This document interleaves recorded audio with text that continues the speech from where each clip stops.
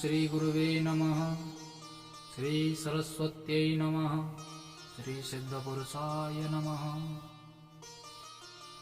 ध्याये नित्यं महेशं भजत गिरिनिभं चारुचन्द्रावतंसं रत्नकल्पोज्ज्वलंगं परस्मृगवराभीतिहस्तं प्रसन्नं पदमासीनं समन्तादैस्तुतममर्गणैः व्याघ्रकृत्यं वसानं विश्वाद्यं विश्वबीजं निखिलवैरणं पञ्चवक्त्रं त्रिनेत्रम् यो अन्तः प्रविश्य मम वाचमिमां प्रसुप्तां सञ्जीवयत्यखिलशक्तिधरः स्वधाम्ना अन्याश्च हस्तचरणश्रवणत्वगादि प्राणान्नमो भगवते पुरुषाय तुभ्यं। देवतनुजनरनागखग प्रेतपितर गन्धर्व वन्दौ किन्नररजनिचर कृपाकरं मम सर्व। श्री श्री अनंत विभूषित श्री सद्गुरु चरण कमल जगत की अधिष्ठात्री माँ देवी जगदम्बा, सूक्ष्म जगत में विराजमान देवगण, दृश्य अदृश्य रूप में विराजमान संत समाज, माताएं बहनें तथा लाडली बेटियां, युवान भाई, पूज्य बुजुर्ग, सभी को हमारी तरफ से हर हर महादेव, जय श्री कृष्णा, राम राम। आपका स्वागत है छवि भक्ति YouTube चैनल में। आज आपको बड़ी ही सुंदर और पावन हनुमान चरित्र के बारे में, हनुमान जन्म की कथा, आज तक हमारे प्रिय श्रोता और जिज्ञासु भक्त हनुमान जी के बारे में जब सुनते थे कि उनका विवाह हुआ है तो उन्हें बड़ा अटपटा सा लगता था, अजीब सा लगता था। तो आइए आज हम आपको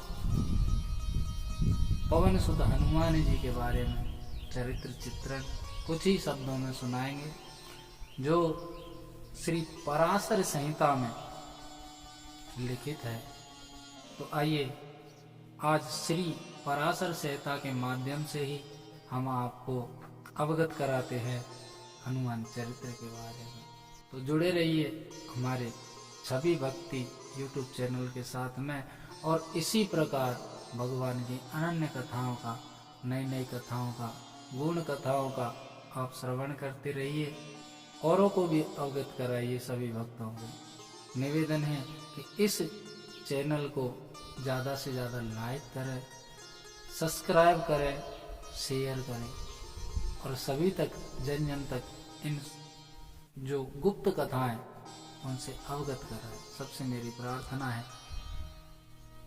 कहते हैं इस जगत में सबसे ज्यादा पुण्य कर्म क्या है, तो मैं बता दूं आपको, संत मुख की वाणी है। इस जगत में आपको अगर पुण्य लेना है तो किसी भी एक नास्तिक मनुष्य को, नास्तिक समझते हैं यानी कि जो भगवान के प्रति, भगवान की कथाओं के प्रति जिज्ञासुक नहीं हो और इन्हें केवल जो काल्पनिक कथाएं मानता हो, अगर उसे जिज्ञासुक बना दो, आस्तिक बना दो और उसे भगवान की लीलाओं में लीन कर दो, उसे आदत डाल दो केवल भगवान नाम की चर्चा सुनने की, तो इससे बड़ा पुण्य इसी कलि काल में कहीं पर भी नहीं है। सबसे ज्यादा पुण्यवान है। तो आइए कथा पर चलते हैं। श्री पराशर संहिता में जो संवाद है, प्रश्न और उत्तर जिनके बीच की बात है, वो पराशर ऋषि और मैत्रेय मुनि की बीच की बात है। तो मैत्रेय मुनि जी पूछते हैं पराशर जी से, हनुमन् नाम वा कोसौ कस्य पुत्रस्य कीदृशः किंकर्मा तस्य चोत्पत्तिः कथं ब्रह्मन् वदस्व मे। हे प्रभु, आप हमें ये बताएं कि ये हनुमान जी कौन हैं और ये किसके पुत्र हैं तथा उनका जन्म किस प्रकार हुआ और किस कारण हुआ। तो मैत्रेय मुनि का ये प्रश्न सुन करके कहते हैं पराशर मुनि गदगद हो गए थे। महात्माओं के पास में अगर आप जा करके केवल भगवान के ही बारे में पूछो और भगवान नाम की चर्चाएं श्रवण करने के लिए आप जिज्ञासु हो, तो उन्हें शायद इस संसार में जो सुख है वो उस एक प्रश्न पूछने के मात्र से उनके अंदर जो उत्पन्न होता है वो सुख कभी भी प्राप्त इस संसार में नहीं हो सकता। आज पराशर मुनि गदगद हो गए।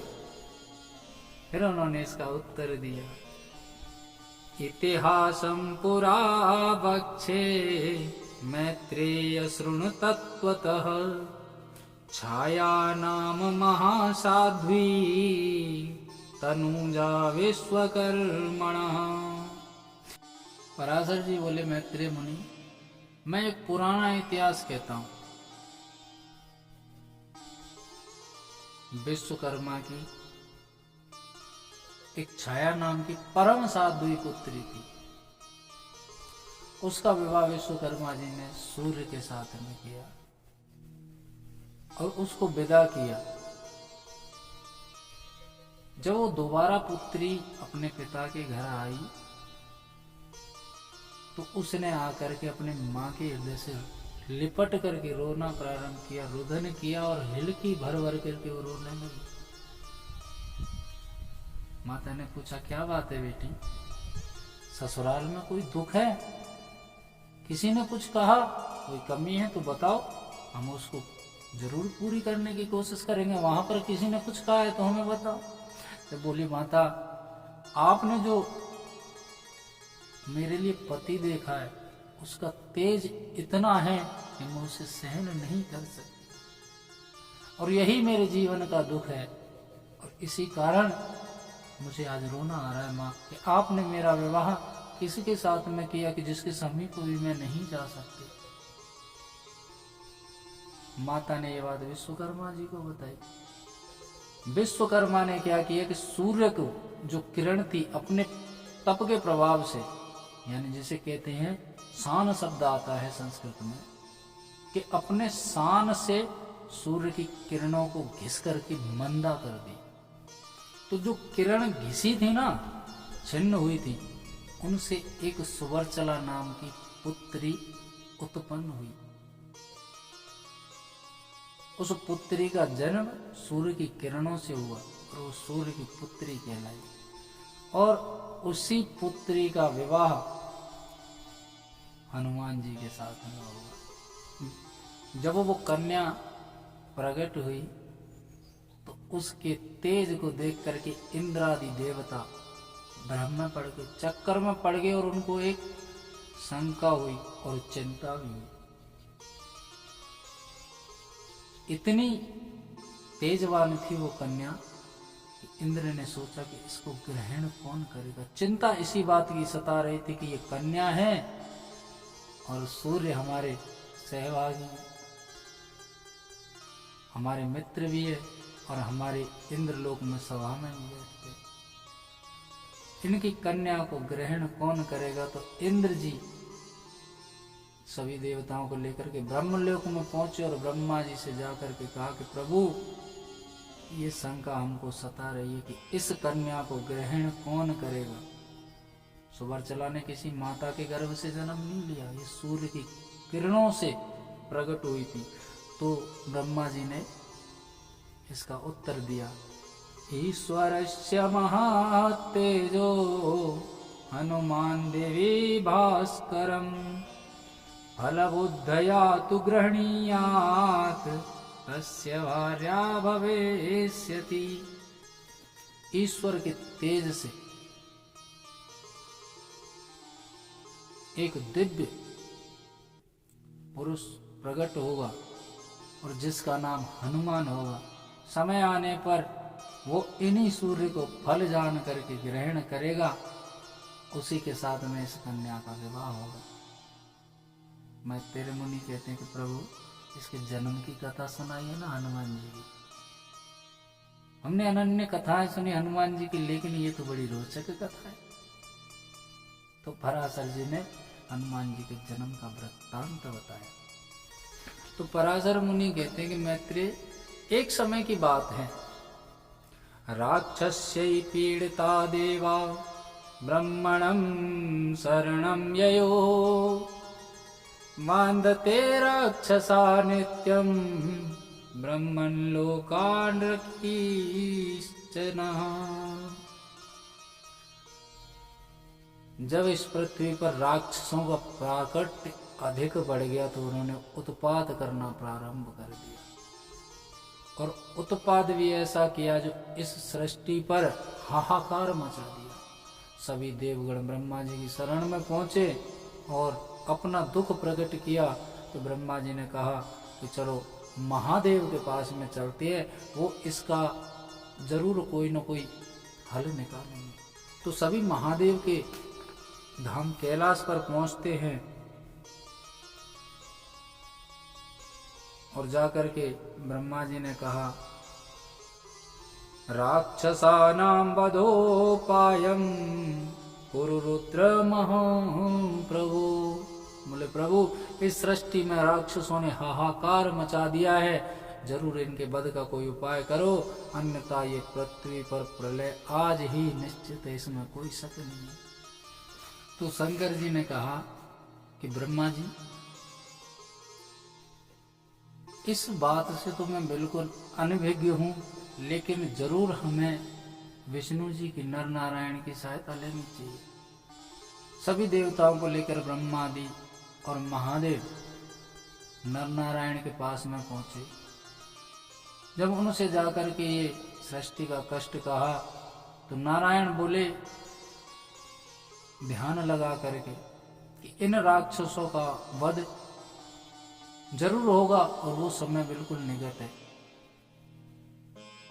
अब तो नारायण ने ब्रह्मादि सभी देवताओं का तेज एकत्रित किया, इकट्ठा करके, और वो शंकर जी को दे दिया।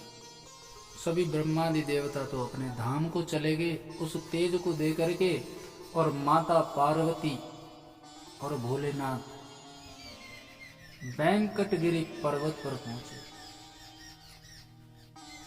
जो भगवान नारायण का नित्य वास स्थान है और जहां पंडित और पामर भी धन और पौरुष प्राप्त करते हैं। वहां पर निर्मल जल ग्रहण करके माता पार्वती और भोलेनाथ ने थोड़ा विश्राम किया। एकदा परम प्रीता पार्वती पति देवता क्रीडन्तं सुरतासक्त कपयुग्मं ददर्शः। उस समय माता पार्वती रति यानी प्रेम क्रीड़ा में रत होकर के, मन में विरक्ति ला करके, और भगवान शंकर की ओर देखा तो कहते हैं भगवान शंकर ने मन को भांप लिया और माता पार्वती और भोलेनाथ ने कपि रूप धारण करके, वानर रूप धारण करके, सहस्र सप्त प्रमाणेन क्रीडित्वा स महाद्युति तत्तेजा पार्वती गर्भे निधाय विररामः। जो देवताओं ने वो तेज दिया था उसे महादेव ने हृदय में बैठाया, और हृदय में बैठाने के बाद में आज कपि रूप धारण करके माता पार्वती के गर्भ में स्थापित किया। जब 1000 वर्ष उस गर्भ को धारण करे हुए हो गई माता पार्वती, तो माता पार्वती को श्राप लगा हुआ था कि तू अपने गर्भ से कभी भी कोई संतान प्रकट नहीं कर सकती, किसी संतान को जन्म नहीं दे सकती। जब माता पार्वती को स्मृति हुई, ध्यान आया कि मुझे तो रति ने श्राप दिया है, तो उस गर्भ का परित्याग कर दिया, उस गर्भ को, उस तेज को अग्नि में डाल दिया, और अग्नि में जब डाला तो कहते हैं उस वन में केसरी की पत्नी कपि साध्वी श्रेष्ठ नगरी अंजना महावली पराक्रमी पुत्र की कामना करती हुई मन और इंद्रियों को संयम कर महान तप कर रही थी। जब वो तप कर रही थी तो वायु देवता उनकी सेवा किया करते थे। वो जब अपना तप करती थी तो पूजा के लिए सामग्री, फूल, पत्ती, बेलपत्र इत्यादि वो लेकर के आते, और जब वो तप से परायण करती थी, खड़ी होकर के फलार वगैरह करती, तो उसके लिए पवन देव फल इत्यादि की व्यवस्था करके लाते थे। जब वो फल लेकर के आए तो उस दिन वो अग्नि में जो तेज था, वो गर्व था, वो फल के समान आकार उसने ले लिया, तो उसे भी साथ में ले आए और उसे ला करके माता अंजना को दे दिया। उन्होंने उसे ग्रहण किया। अनन्य ग्रंथों में अनन्य लेख मिलते हैं इनके। समय आने पर जब माता अंजनी ने गर्भ धारण किया, वैशाखे मासे कृष्णायाम दशमी मंद संयुता पूर्व पृष्ठ पदा युक्ता तथा वैधृति संयुता। वैशाख के महीने में कृष्ण पक्ष की दशमी के दिन, उस दिन शनिवार का दिन था, वैधृति योग था, और मध्य वेला में अंजना माता ने महाबली महासत्व से युक्त विष्णु भक्त परायण पुत्र को जन्म दिया। और वो पुत्र कैसा था? सर्वदेवमयम वीरम ब्रह्म विष्णु शिवात्मकम वेद वेदांग तत्वज्ञ सर्व विद्या विशारदम। सर्वदेवमय वीर ब्रह्मा विष्णु शिव स्वरूप वेद वेदांग के तत्व को सर्व विद्या विशारद, सभी ब्रह्म वेदों में श्रेष्ठ, सर्व दर्शन, समस्त मणिक्य कुंडल धारण करता, दिव्य वस्त्रों से सुशोभित, कनकाचल संकाशम पिंगाक्षम हेममालिनम स्वर्ण यज्ञोपवीतम च मणिनूपुर शोभितम। स्वर्ण पर्वत के समान देहधारी, पीले नेत्रों वाले, स्वर्ण मालाधारी, यज्ञोपवीत पहने हुए और मणि नूपुरों से सुसज्जित, कोपिन कटुसूत्रों से विराजित, महाभुजाधारी, लोगों के आश्चर्यभूत वज्र का संहनन करने वाले प्रभु हनुमान का जन्म हुआ। और उस छवि को देख करके माता अंजनी गदगद हो गई, प्रसन्न हो गई कि हे प्रभु, मैंने जिसके लिए तप किया था वो सिद्ध हुआ। तो ये महाबली हनुमान चरित्र की जन्म की जो कथा है वो हमने श्री पराशर संहिता के माध्यम से कुछ ही शब्दों में श्रवण कराई। आगे भी जुड़े रहिए हमारे छवि भक्ति चैनल के साथ में, तो आपको बड़ी सुंदर सुंदर कथाओं का रसास्वादन कराएंगे। जय श्री राधे, जय श्री कृष्णा, राम राम।